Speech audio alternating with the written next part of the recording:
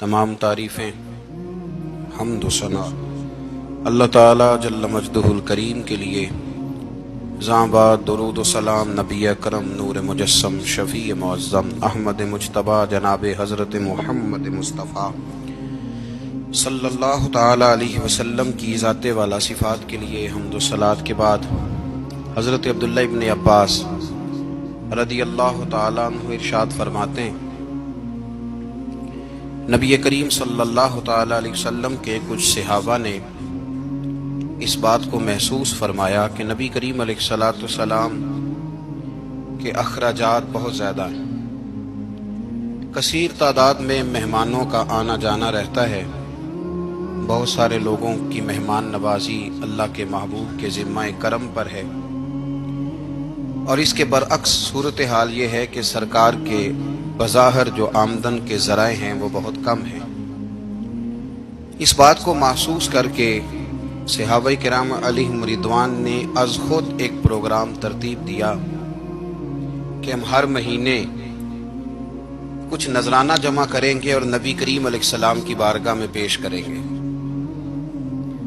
اور عرض گزار ہوں گے کہ یا رسول اللہ صلی اللہ علیہ وسلم، آپ نے جو ہم پر احسانات کیے ہیں ان کا بدلہ تو نہیں چکا سکتے، پر چلو یہ تھوڑی سی خدمت ہے اگر ہماری قبول ہو جائے۔ صحابہ نے جب وہ نذرانہ جمع کیا تو اب ماحول یہ بنا کہ جمع تو کر لیا ہے تو اتنی جرت کون کرے گا کہ سرکار کی بارگاہ میں جا کے عرض کرے۔ طے یہ پایا کہ حضور علیہ السلام کے چچا محترم حضرت عباس رضی اللہ تعالیٰ عنہ سے یہ گزارش کی جائے کہ وہ عرض کریں کہ یا رسول اللہ صلی اللہ علیہ وسلم، ہم سے یہ نذرانہ قبول کر لیا جائے، تاکہ آپ کے جو روزمرہ کے معاملات ہیں، جو گھر کے اخراجات ہیں، وہ اس کے ذریعے سے کچھ نہ کچھ ہماری خدمت اس میں شامل ہو جائے۔ حبیب لبیب سید عالم صلی اللہ علیہ وسلم کی عالی مرتبت خدمت میں حضرت عباس نے جب وہ نذرانہ پیش کیا اور صحابہ کرام علیہم رضوان کی اس خواہش کا اظہار کیا اور بڑے درد مندانہ انداز میں عرض کیا کہ یا رسول اللہ، آپ کا وہ کاشانہ نور ہے کہ جو بھی آتا ہے وہ جھولی بھر کے ہی جاتا ہے، ہر ایک کو ملتا ہے، لیکن یا رسول اللہ ظاہراً کوئی ذرائع ہمیں نظر نہیں آتے، دل کرتا ہے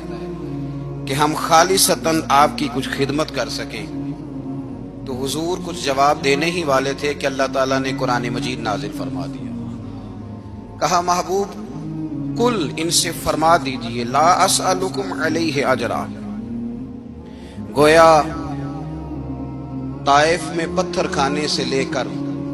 احد میں دانت شہید کرانے تک میں نے تمہارے لیے بڑا کچھ کیا ہے، پر میں تم سے کوئی اجر نہیں مانگتا۔ میں نے تمہارے لیے بڑا کچھ سہا ہے، پر میں تم سے کوئی سوال نہیں کرتا۔ ہاں اگر کچھ کرنا ہے نا تو الا المودۃ فی القربى، میرے جو قریبی ہیں نا ان سے پیار کرتے رہنا، ان سے پیار کرنا۔ یا رسول اللہ وہ کون ہے؟ تو نبی پاک نے فرمایا علی، فاطمہ اور ان دونوں کی اولاد، ان سے پیار کرتے رہنا۔ لا اسألکم علیہ اجرا، میں تم سے کوئی اجر نہیں مانگتا، پر یہ جو میرے قریبی ہیں نا، اصلا نال جو نیکی کریے اور نسلاں تاک نہیں بھول دے، تے بے اصلا نل نیکی کریے تے پھول کنڈیا نل تول دے، ان سے پیار کرنا۔ میرے رسول کریم علیہ السلام نے نا اپنی اہل بیت کو ہمارے لیے نمونہ بنا کے چھوڑا ہے۔ ان کی محبت ضروریات دین کا حصہ ہے۔ ایک شخص بالغ ہونے سے لے کر انتقال تک کوئی نماز قضا نہ کرے، ہر سال زکوٰۃ دے اور ہر سال حج کرے، حقوق العباد کا ایک ذرہ بھی ضائع نہ کرے، لیکن مر جائے اہل بیت کے بغض پر، وہ جنت میں نہیں جائے گا، وہ جہنم میں جائے گا۔ اس کی کوئی نماز، اس کی کوئی زکوٰۃ، اس کا کوئی حج اللہ کی بارگاہ میں قبول نہیں۔ لیکن کمزوریاں رہ جائیں، کوشش کرتا رہے، کمزوریاں رہ جائیں،